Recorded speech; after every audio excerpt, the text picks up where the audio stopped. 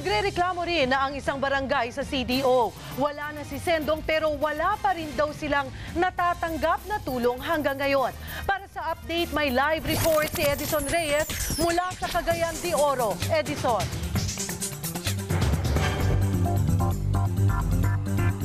Cheryl, isang linggo nga matapos manalasa ni Bagyong Sendong, bumuhos ang tulong sa iba't ibang lugar dito sa lungsod ng Cagayan de Oro. Pero tila hindi nito naaabot ang barangay Puntod. Kaya naman ang mga residenteng kumakalaman sikmura hindi napigilang magreklamo.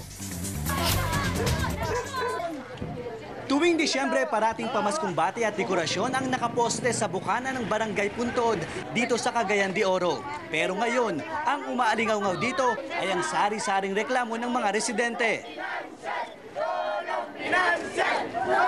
Sumbong nila sa News 5, ilang araw na lumipas ang bagyo, pero namuti na ang mata nila at ilang beses nang kumalaman sikmura. Ang tulong mula sa gobyerno, wala.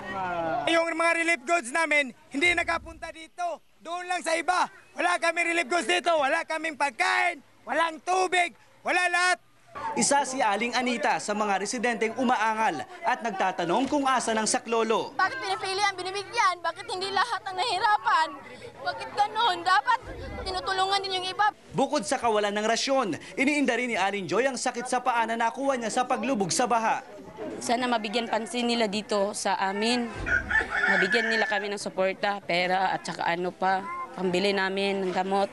Sagot naman ng lokal na pamahalaan, iimbestigahan nila kung bakit hindi naabot ng tulong ang Barangay Puntod. Financial, wala ho tayong maibibigay.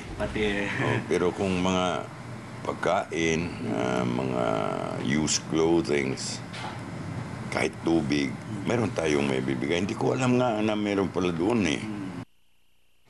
Cheryl, umaasa naman ang mga residente ng Barangay Puntod na bago magpasko hindi lamang gamot, pagkain, tubig ang kanilang matatanggap, kundi kung paano na rin makakapagsimula gayong sira ang kanilang mga bahay. Cheryl? Maraming salamat Edison Reyes sa gulat live mula sa Cagayan de Oro City.